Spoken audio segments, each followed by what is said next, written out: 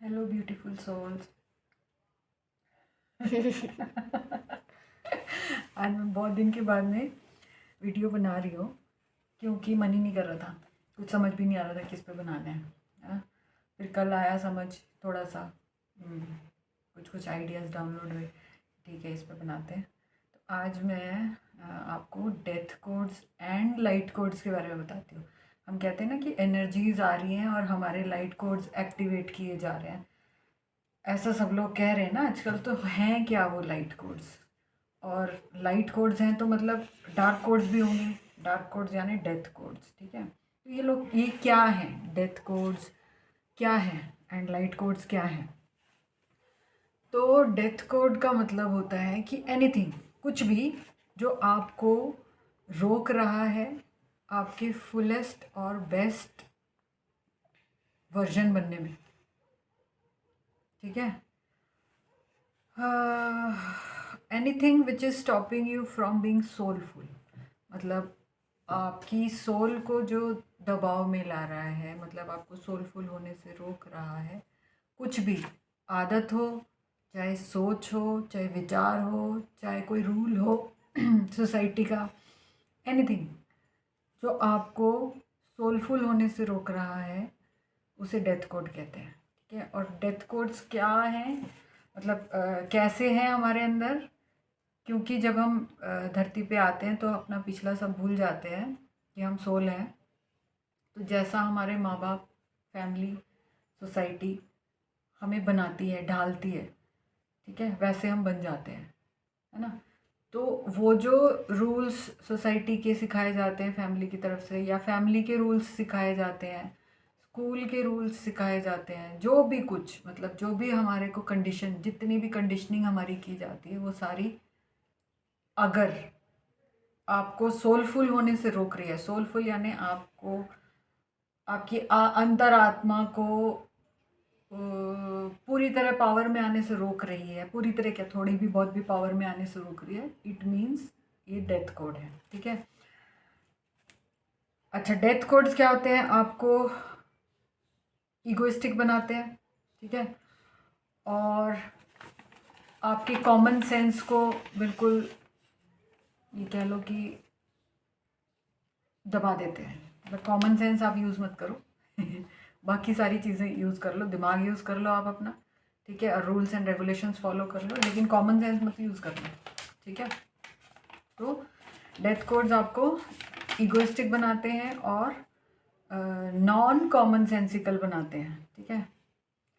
फिर anything which is making you compare your self with others, क्योंकि society में यही, मतलब बचपन से यही सिखाया जाता है ना, खूब पढ़ो, खूब अच्छे से पढ़ो, कुछ अच्छा करो, अच्छी नौकरी लो, अच्छा पैसा कमाओ। तो शुरुआत से ही कंपटीशन में ही डाल देते हैं, है ना। तो वो जो कंपेयरिंग सिखाते हैं आपको बचपन से, और ऐसा नहीं कि आप सोसाइटी में दूसरों के साथ में कंपेयर करें, आप घर में भी अपने सिबलिंग्स के साथ में कंपेयर करते हैं अपने आप को, है ना। और अब कज़न्स के साथ में कंपेयर करना, फ्रेंड्स के साथ में कंपेयर करना। तो जो भी कारण आपको, जिस भी रीज़न से आप अपने आप को कंपेयर करना स्टार्ट करते हैं दूसरों के साथ में, वो एक डेथ कोड हो जाता है, ठीक है। फिर कुछ भी जो आपको जनरलाइज कर रहा है, anything which is generalising your personality is a death code, ठीक है। आपकी यूनिकनेस को, मतलब जनरलाइज करना मतलब कॉमन बना दिया, ठीक है। But every person is unique in his और हर ओन प्लेस, है ना। तो अगर आपकी यूनिकनेस को दबाया जा रहा है और आपको जनरलाइज किया जा रहा है, एनी सिचुएशन, एनी क्या कहेंगे उसे, एनी रूल, जो भी, कुछ भी ऐसा जो आपकी यूनिकनेस को ख़त्म कर रहा है और आपको जनरलाइज कर रहा है, वो एक डेथ कोड है, ठीक है। Anything which is restricting you और constricting you at soul level और लिमिटिंग यू, है ना।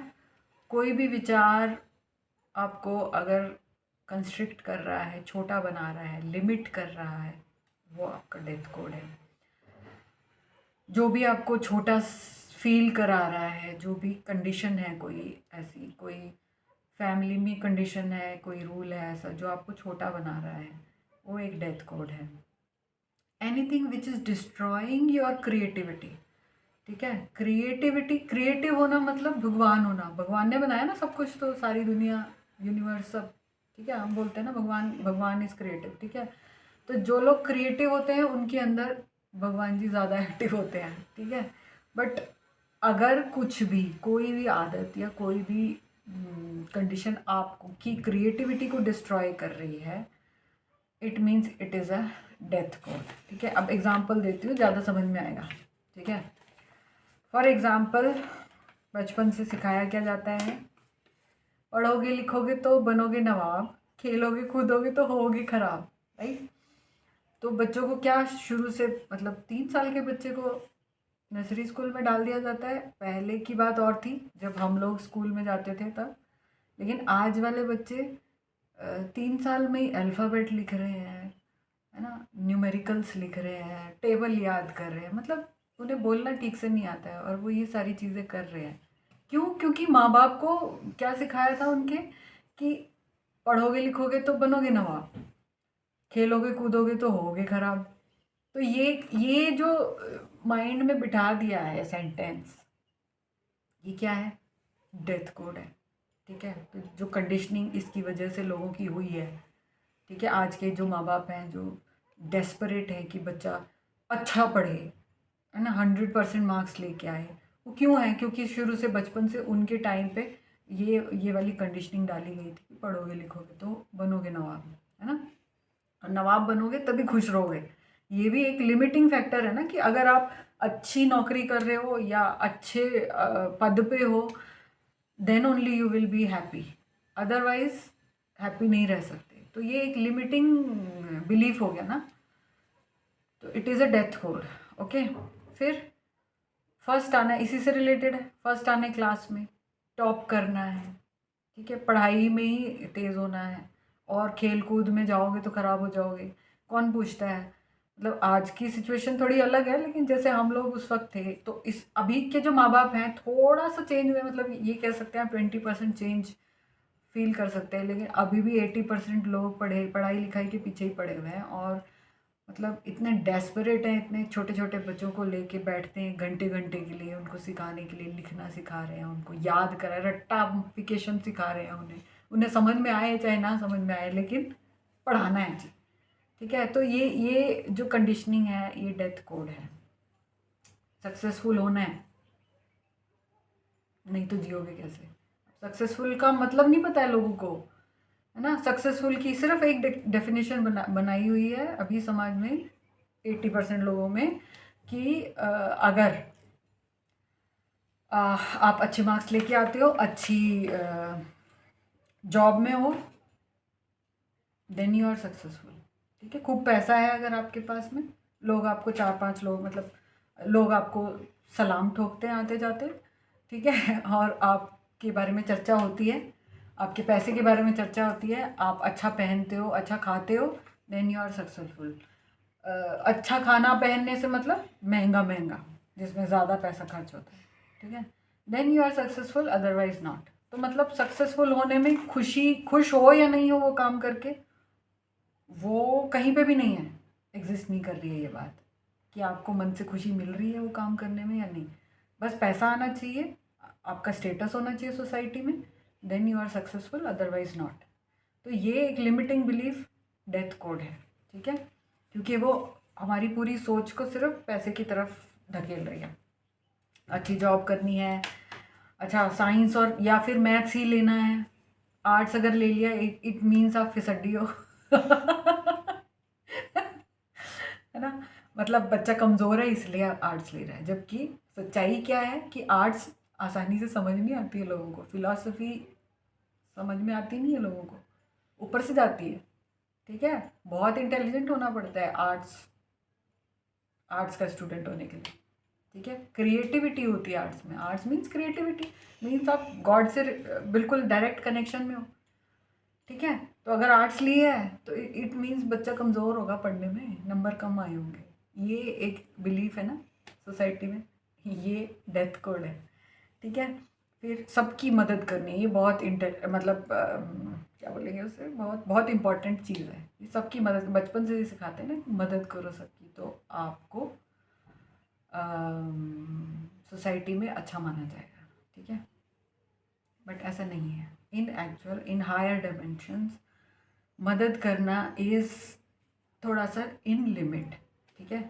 मदद करने में ये है कि आप बंदा जिसकी भी मदद करना चाहते हो, आप उसके सामने ऑप्शंस बता दो, भाई ये है, and let him choose his और हर डेस्टिनी, हिम और हर डेस्टिनी, है ना। तो यहाँ पे क्या होता है कि नहीं सब कुछ ही करके देना है। जैसे अभी कोई एग्जांपल नहीं आ रहा मुझे, आएगा तो बता दूंगी, तो समझ जाओ यार कि से फॉर एग्जांपल मेरा ऑफिस में एक बच्चा, मतलब एक है, जूनियर है, ठीक है। उसके मतलब वो अच्छा कमा रहा है, ठीक है, बट उसका भाई, बड़ा भाई कुछ नहीं कर रहा है, ठीक। और कुछ नहीं कर रहा से मतलब ये है कि ऐसा नहीं है कि करना नहीं चाहता, बट नहीं कर पा रहा है, मतलब फेलियर्स आ रहे हैं बार बार। और फिर उसके बाद वो थोड़ा ज़्यादा वैसा हो गया, मतलब उसने इंटरेस्ट ही खो दिया कि कुछ करना है, ठीक है। तो अब इसमें क्या है कि छोटा भाई होने के नाते वो मदद करना चाहता है अपने भाई की कि वो सेटल हो जाए, राइट। और उसके लिए उसने बहुत बड़ा लोन लेके और एक छोटा सा मतलब उसके लिए बिजनेस स्टार्ट कर दिया अपने भाई के लिए, ठीक है। अब जो लोन उसने लिया वो उसकी जेब के हिसाब से बहुत बड़ा है, ठीक है, जितना मैं जानती हूँ। तो उसने तो मदद करने के लिए किया, बट एक्चुअल में मदद हो पाई नहीं, क्योंकि बंदा अंदर से चाह ही नहीं रहा मदद चाहिए, है ना। आप अपना सब कुछ दांव पे लगा के किसी की मदद कर रहे हो तो इससे बेवकूफ़ी कहते हैं, ये डेथ कोड है भाई। बिकॉज आपने खुद को प्रेशर में डाल लिया, और वो प्रेशर अभी आपको समझ में नहीं आ रहा है, लेकिन बैक ऑफ द माइंड तो है कि इतना बड़ा लोन मैंने लिया हुआ है, उसको वो कर्जा कैसे उतरेगा, ठीक है। बैक ऑफ द माइंड ये हमेशा चलता रहेगा, और वो कारण बनेगा धीरे धीरे धीरे धीरे धीरे धीरे हाई बीपी का, है ना। और उसके बाद में जो बीमारियां बीपी की वजह से होती हैं, तो मतलब शुरू कहाँ से हुआ कि मुझे उसकी मदद करनी, why, because he is my brother, है ना। और उसके लिए मुझे कुछ करना है, क्योंकि मैं सेटल हो गया तो वो भी सेटल होना चाहिए, ठीक है। बट अगर उसके सोल प्लान में, अब हम थोड़ा सा हायर पर्सपेक्टिव इसका देखें, तो उसके सोल प्लान में वो लिखवा के आया है कि मुझे नहीं चाहिए मदद, या मुझे नहीं सेटल होना फाइनेंशियली, मुझे दूसरों पे ही डिपेंडेंट रहना है, होगा उसका कोई कर्जा जो उसके भाई से बनता होगा, कार्मिक डेट, है ना। तो नहीं कर रहा है। तो इट्स लाइक कि आप दूसरों के कर्मा में इंटरफेयर करते हो अगर आप ज़बरदस्ती किसी को हेल्प करना चाहते हो। बंदा सामने वाला अगर हेल्प नहीं लेना चाह रहा है, और लेकिन क्योंकि सोसाइटी में लोग कहेंगे कि अरे अपने भाई के लिए कुछ नहीं किया तूने, और बड़ा भाई है तो करना चाहिए मुझे उसके लिए कुछ, है ना। तो मैं चाहता हूँ कि वो खुश रहे, और ये सारी मतलब जो सोच है, दीज आर डेथ कोड्स, ठीक है। तो यहाँ पे ये बहुत बड़ा एग्जाम्पल है कि कैसे रोल प्ले करते एक हमारी सेहत को ख़राब करने में ये जो लिमिटिंग बिलीव्स है ना। हायर पर्सपेक्टिव में देखें तो मदद जब तक बंदा खुद नहीं चाहेगा, या उसके सोल प्लान में नहीं है अगर मदद लेना, और फिर आप ज़बरदस्ती का उसको मदद कर रहे हो, तो आप अपना सोल प्लान ख़राब कर रहे हो, या मे बी इंटरकनेक्टेड कुछ होगा, लेकिन एक तरह से आप डेथ की तरफ बढ़ रहे हो जल्दी, ठीक है। बीमारियों की तरफ बढ़ रहे हो, बीमारियाँ अल्टीमेटली डेथ की तरफ लेके जाएंगी। तो इट्स अ डेथ कोड। फिर माँ बाप की सेवा करनी है ये बहुत बड़ा डेथ कोड है। ये बहुत सारे लोगों को ट्रिगर करेगा, मैं जानती हूँ, क्योंकि सिखाया तो बचपन से यही जाता है कि आपको अगर सक्सेसफुल होना है, इट मीन्स बाद में जो आपके माँ बाप आपके लिए कर रहे हैं तो आपको बदले में उनकी सेवा करनी है, ठीक है। तो यहाँ पे जो लव, माँ बाप का जो प्यार था उसको अनकंडीशनल लव होने देने की बजाय, अनकंडीशनल लव होता है माँ बाप का अपने बच्चों के लिए, ठीक है। लेकिन सोसाइटी के जो ये limiting beliefs and rules and regulations हैं, इसकी वजह से माँ बाप को भी ये लगता है, और दोनों तरफ से होते ये काम, कि बड़ा होके हमारा बच्चा हमें संभाले, ठीक है। बुढ़ापे में जब आपके हाथ पैर काम करना बंद कर देते हैं उस वक्त में संभाले, that is a different thing. ठीक है, वो है यहाँ पे कि माँ बाप की सेवा करनी चाहिए। ठीक है, बट हमारी सोसाइटी में क्या शुरू हो गया है कि शुरू मतलब चल रहा है कि जैसे बच्चा नौकरी लगा, उसकी शादी हो गई, बहू आ गई घर में, बच्चे हो गए उसके, अब हम फ्री हैं। फ्री है इन द सेंस कि ना तो हम फाइनेंशियली कुछ करेंगे, मतलब हम बस अब सारे काम बंद। जबकि एक्चुअल में क्या होता है कि आप बचपन से लेकर मतलब जब से जन्मे लेकर डेथ तक आप अपना पूरा सोल प्लान लिख के आए हो कि हाँ मुझे ये करना है, ये करना है, ये करना है, ये करना है। वो क्योंकि हम यहाँ पे आके भूल गए। ठीक है, और यहाँ के रूल्स क्या कहते हैं कि बट जब बच्चा कमाने लग जाए तो आप अपना वो छोड़ दो। ठीक है, और उस पर निर्भर हो जाओ। सब जगह नहीं है ऐसा, लेकिन मोस्टली जगह पे ऐसा है। मतलब इंडियन सोसाइटी में तो बहुत ज़्यादा है ना, कि माँ बाप 45 50 55 तक अपने बच्चों की शादी कर देते हैं। नौकरी अगर बच्चा लग जाता है तो बढ़िया है, तो फिर वो उन्हीं पे डिपेंडेंट हो जाते हैं कि ठीक है अब बहू आ गई है, बहू करेगी, बच्चा संभालेगा फाइनेंशियल स्टेटस घर का और बहू संभालेगी घर। या थोड़ा सा चेंज हुआ है सोसाइटी में, लेकिन इतना भी नहीं हुआ है। ठीक है, कि हम उसे कहें कि हाँ जी काफ़ी चेंज हो गया है ना। तो ये एक डेथ कोड है कि माँ बाप की सेवा करनी है। जब बीमार है बंदा तो उसमें से चाहे माँ बाप हो चाहे कोई भी हो, है ना, रिलेशन में अगर आपसे बन पड़ता है तो करनी है, माँ बाप की तो करनी ही है। लेकिन अगर माँ बाप अपना हाथ पैर चला पा रहे हैं, ठीक है, बिल्कुल हेल्दी है, छोटी मोटी बीमारी है सिर्फ, फिर आप उनको बिठा के खिला रहे हैं या आप उनको अपने ऊपर डिपेंडेंट बना रहे हैं जस्ट बिकॉज सोसाइटी में ये बताया गया है कि माँ बाप की सेवा करनी है और वो सेवा आपने बहुत अर्ली एज में शुरू कर दी है, तो you are making them in your debt. ठीक है, मतलब आप उनका कार्मिक कर्जा बढ़ा रहे हैं अपने ऊपर, और ये दोनों तरफ से है। ठीक है, तो बेस्ट इज़ कि फॉलो योर इंट्यूशंस। हर ये जितनी भी डेथ कोड्स मैं बता रही हूँ, ये हैं हमें जो लिमिट करते हैं, जो हमें कहते हैं कि मन की बात नहीं सुननी है, जो सोसाइटी में रूल्स बने हैं उन्हीं को फॉलो करना है। ठीक है, मैं ये नहीं कह रही कि आप मेरी बात से सहमत हो और मेरी बात मानो, नहीं। अगर आपको ये बात रेजोनेट कर रही है और आपको लगता है कि ये चेंज आपको लाना चाहिए, देन ओनली अंदर से अगर आपकी आवाज़ कह रही कि हाँ मुझे ये चीज़ करनी है, ये चीज़ें फॉलो करनी है, हाँ ये चीज़ें मुझे कहीं पे मेंटली इफ़ेक्ट कर रही हैं, देन ओनली फॉलो। और उसमें भी अपना इंट्यूशन फॉलो करो। आप मेरी टीचिंग्स को फॉलो नहीं करना है, मैं आपको फॉलोअर नहीं बनाना चाहती हूँ, मैं आपको जस्ट ये चाहती हूँ कि आप सोचो, थोड़ा अलग पर्सपेक्टिव से सोचो, थोड़ा हायर एटीट्यूड से सोचो। ठीक है, चीज़ों को जो नीचे हो रही हैं उनको थोड़ा ऊपर उठ के सोचो, सोचो और समझो। ठीक है, फिर है कि परिवार को जोड़ के रखना है, ये भी बहुत बड़ा डेथ कोड है। परिवार को जोड़ने के चक्कर में लोग अपनी खुशियाँ कुर्बान कर देते हैं, अपना कैरियर कुर्बान कर देते हैं, अपनी क्रिएटिविटी ख़त्म कर देते हैं जस्ट बिकॉज परिवार को जोड़ के रखना है। ठीक है, और ये बहुत ज़्यादा मतलब फीमेल्स को अफेक्ट करता है, क्योंकि वो अपनी अपनी सारी सब कुछ सारी खुशियाँ छोड़ देती हैं अपने बच्चों को बड़ा करने में, उनको जोड़ के रखने में। ठीक है, अब जोड़ के रखने में अगर लोगों के मन में खराश भी है तो भी जुड़ के रहना है, क्योंकि समाज क्या कहेगा। ठीक है, परिवार के और बाकी हिस्से जो हैं वो लोग वो क्या कहेंगे। अपनी खुशी को ख़त्म कर दिया, मतलब सेल्फ लव को तो बिल्कुल ही ख़त्म कर दिया परिवार को जोड़ के रखने के चक्कर में। तो वहाँ पे जब आप अपनी इच्छाओं को दबाना शुरू करते हैं या नहीं सुनते हैं अपने मन की बात, तो आप प्रेशर में रहते हैं, बहुत लंबे समय तक बीमारियाँ आती हैं और बहुत जल्दी डेथ हो जाती है। ठीक है, ये भी एक डेथ कोड है कि परिवार को जोड़ के रखना है।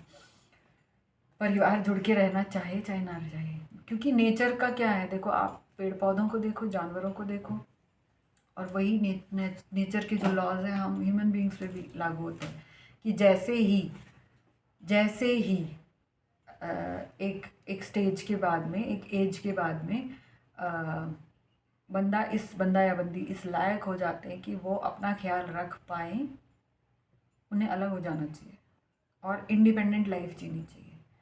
एक पेड़ पे फल लगता है, उसमें बीज होता है, वो बीज अगर पेड़ के नीचे ही गिरा है तो वो दूसरा पेड़ कभी नहीं बन पाएगा। ठीक है, इस लॉ को नेचर के इस लॉ को पेड़ पौधे इतनी अच्छी तरह समझते हैं, है ना, जानवर भी इतनी अच्छी तरह समझते हैं। इंसानों को क्यों नहीं समझ में आ रहा? क्योंकि उनकी कंडीशनिंग इस तरीके से की गई है कि जुड़ के रहेंगे तो ज़्यादा खुश रहेंगे। ऐसा नहीं है।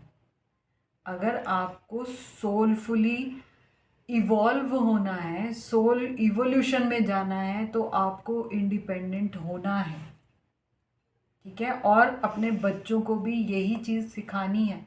लेकिन हिस्ट्री में बहुत कुछ ऐसा हुआ डार्कनेस और लाइट के बीच में कि डार्कनेस ने मतलब ये कह लो कि सब कुछ डार्क रखने के लिए ये रूल्स बना दिए कि नहीं, परिवार को जोड़ के रखना है।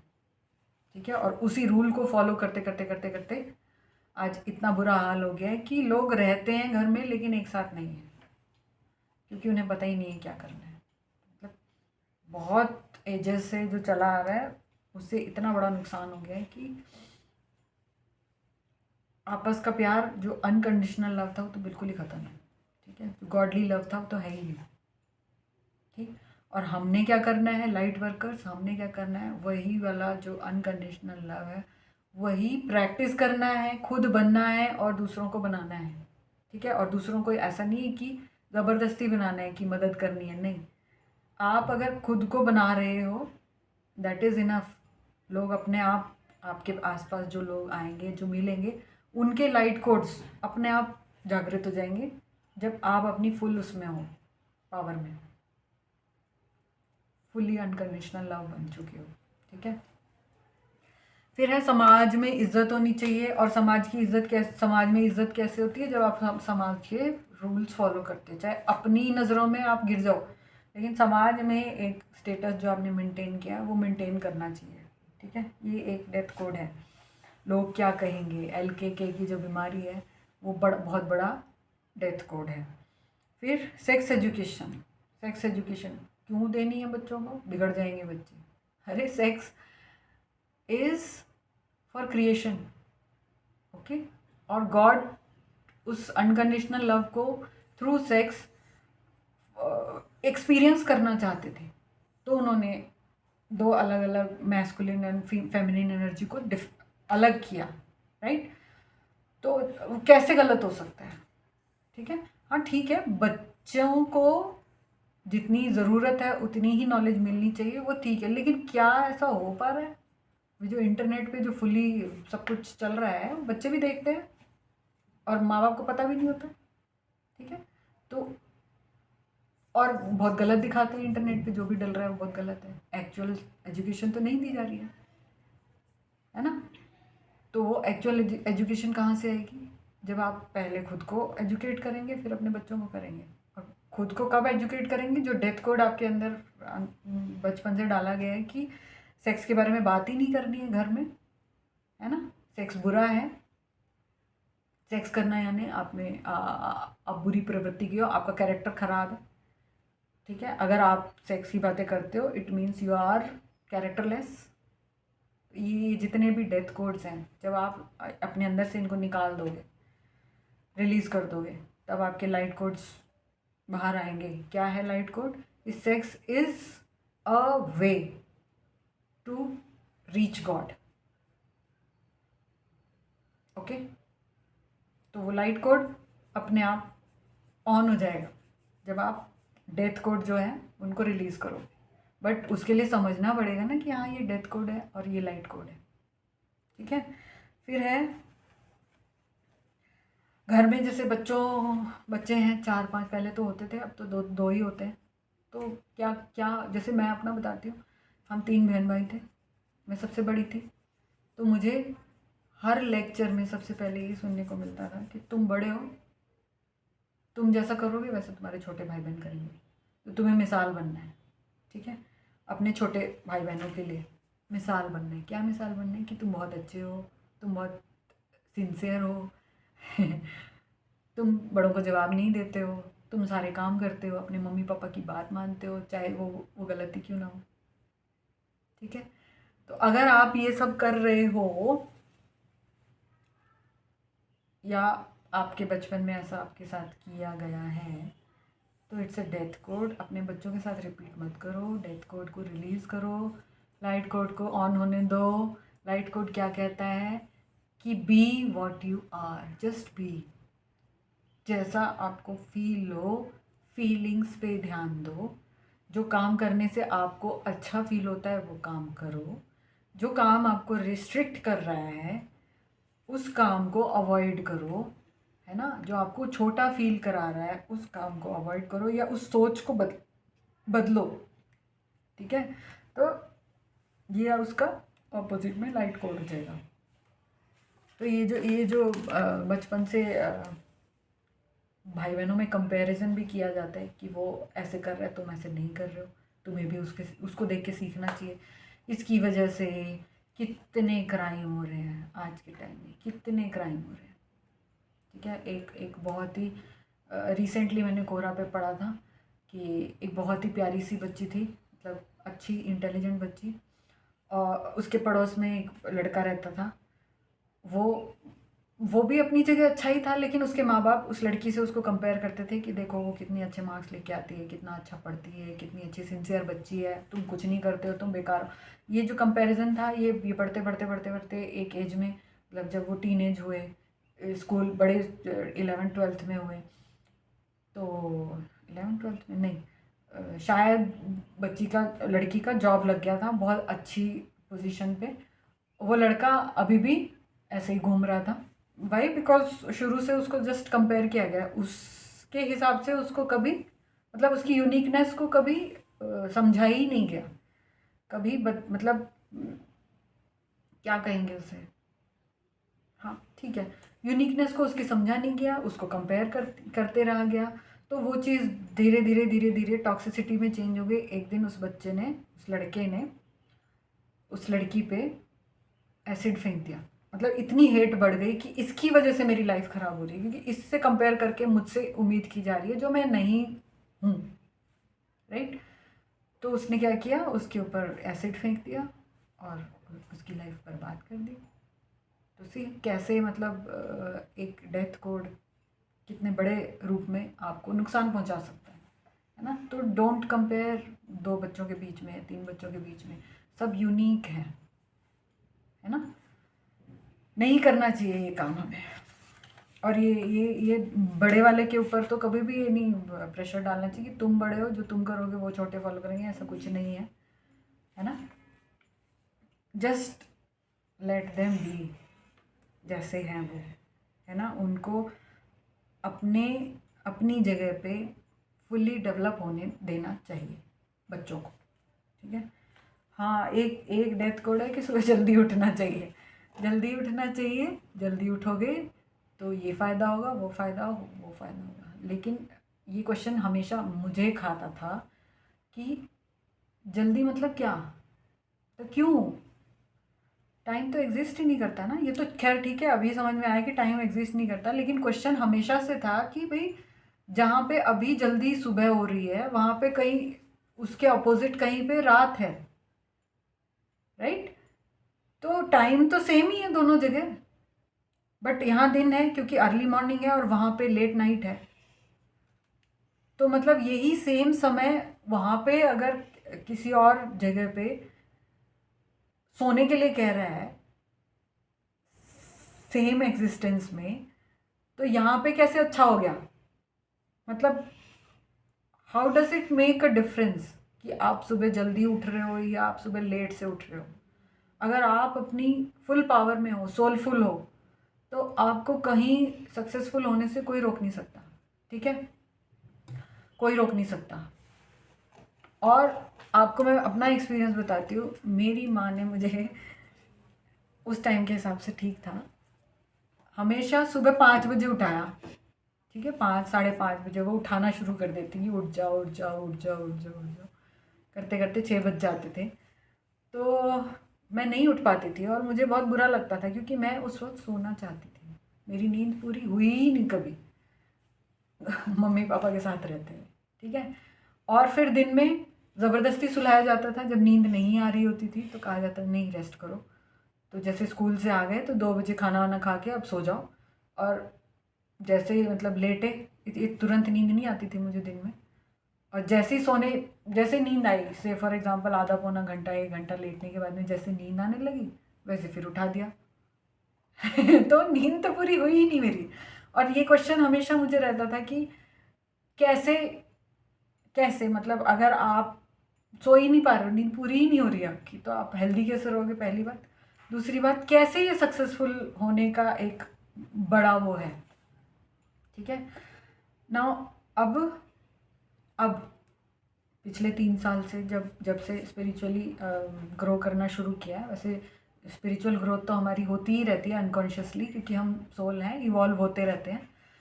लेकिन जब कॉन्शियसली इस चीज़ में घुस गए हैं, तब समझ में आया कि जिस टाइम पे जहाँ पे भी हम हैं, मॉर्निंग में सब सो रहे हैं, ठीक है, शांति है, कोई शोर नहीं है, कोई फ्रीक्वेंसीज का आपस में क्या बोलेंगे उसे, टकराव नहीं है। सब अपनी अपनी जगह पे पीसफुली सो रहे हैं। इसीलिए वो वक्त, मॉर्निंग का वक्त मेडिटेशन के लिए बेस्ट होता है, ठीक है। और उस वक्त में आप उठ के मेडिटेट करते हुए या सोलफुल रहते हुए कुछ भी प्लान करते हो, या कुछ काम करते हो, या कुछ आप विचार बनाते हो, कुछ तय करते हो कि मुझे ये करना है, तो उसके होने के चांसेस बढ़ जाते हैं, बिकॉज आसपास का एरिया सब शांत है, तो वाइब्रेशंस ज़्यादा होती हैं उस टाइम पे, मॉर्निंग के टाइम, ठीक है।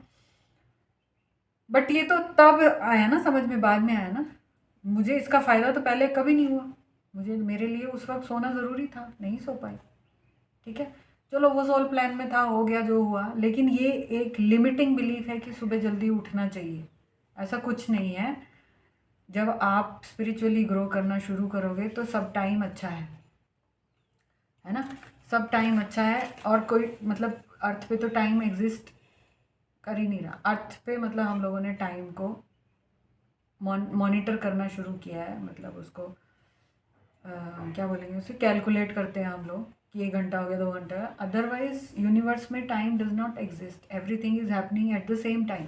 मतलब जहाँ पे लोग अभी सो रहे हैं, वहाँ पे लोग, दूसरे जगह पे लोग उठ के काम कर रहे हैं, या दिन का कोई समय है, राइट। तो मतलब दोनों चीज़ें एक साथ ही हो रही है ना, तो समय कहाँ एग्जिस्ट कर रहा है, ठीक है। तो ये एक लिमिटिंग बिलीफ है, इसको हटा देना चाहिए आज के टाइम में, तो बहुत ज़रूरी है, ठीक है। अपने से बड़ों का आदर करना चाहिए, अपने से बड़ों का यस आदर करना चाहिए, लेकिन ऐसा ज़रूरी नहीं कि सिर्फ बड़ों का आदर करना चाहिए, ये भी एक डेथ कोड है। अगर बड़ा कुछ, जो अपने से बड़ा है, कुछ गलत कर रहा है, आपको टॉर्चर कर रहा है, आपको अब्यूज़ कर रहा है, आप फिर भी उसका आदर करोगे? नहीं, नहीं कर सकते ना। तो लेकिन बिलीव क्या बनाया, मतलब सामने जवाब नहीं देना है, कुछ बोलना नहीं है ना, अपनी आवाज़ नहीं निकालनी है बाहर, क्योंकि वो आपसे बड़े हैं। तो अगर ये है, ये डेथ कोड ही है ना, क्योंकि आपको अंदर रोक रहा है, आपको अब्यूज़ होने से, अब्यूज़ होने दे रहा है ना। तो ये भी एक डेथ कोड है। थिंग इज़ कि अंदर आत्मा क्या कह रही है, how your feelings are towards your बड़े, है ना। और रेस्पेक्ट सिर्फ बड़ों का नहीं, सभी का करना चाहिए, छोटे बच्चों का भी रिस्पेक्ट करना चाहिए, वो तो भगवान से डायरेक्ट जुड़े हुए होते हैं, है ना। ऐसा मतलब ये एक लिमिटिंग बिलीफ है कि बड़ों का आदर करना चाहिए। आदर सभी का करना चाहिए, लेकिन सबसे पहले खुद का करना चाहिए, ठीक है। जो चीज़ें हमें अच्छी लग रही हैं, जो चीज़ें हमारे हिसाब से होनी चाहिए, वो पहले, वो चीज़ पहले देखनी है। सामने वाला क्या कह रहा है उसको मानना कंपलसरी नहीं होना चाहिए। आगे आने वाले समय में यही होने वाला है, ठीक है। और मैं ये क्यों बता रही हूँ, क्योंकि अगर आप ये सारे डेथ कोड्स अपने अंदर से नहीं हटा पा रहे हो, तो ये वैसे हटाए जा रहे हैं, हटाने ही पड़ेंगे। जो लोग नहीं इन चीज़ों को हटा के लाइट कोड्स को अपने अंदर ऑन नहीं होने देंगे या ओपन नहीं होने देंगे, वो आगे अर्थ पे सरवाइव नहीं कर पाएंगे। ठीक है, और क्यों नहीं कर पाएंगे उसके लिए मैंने ऑलरेडी एक वीडियो बनाया है कि something huge is happening on earth right now, है ना, जाके आप वीडियो देख सकते हैं। उसमें एक भी चीज़ ऐसी नहीं है कि जो मैंने अपने मन से बताई है। It's happening every second. ठीक है, तो इट्स बेटर कि आप डेथ कोड्स अपने समझें और उन्हें फटाफट रिलीज़ करें और एक हायर पर्सपेक्टिव से सोचें कि क्या हो रहा है और क्या होने वाला है। सारी चीज़ों को कनेक्ट करके उसके बाद अपने लाइट कोड्स को ऑन होने दें, ओपन होने दें, कॉन्शियसली उस पर काम करें ताकि आने वाले समय में शांति से आप, आपके बच्चे सब जी पाए। ठीक है, आज के लिए इतना ही। आपको इस वीडियो में अगर आपको अभी रोकना नहीं था, इस वीडियो में अगर आपको डाउट लगता है या आप ट्रिगर महसूस करते हैं तो वर्क ऑन योर सेल्फ।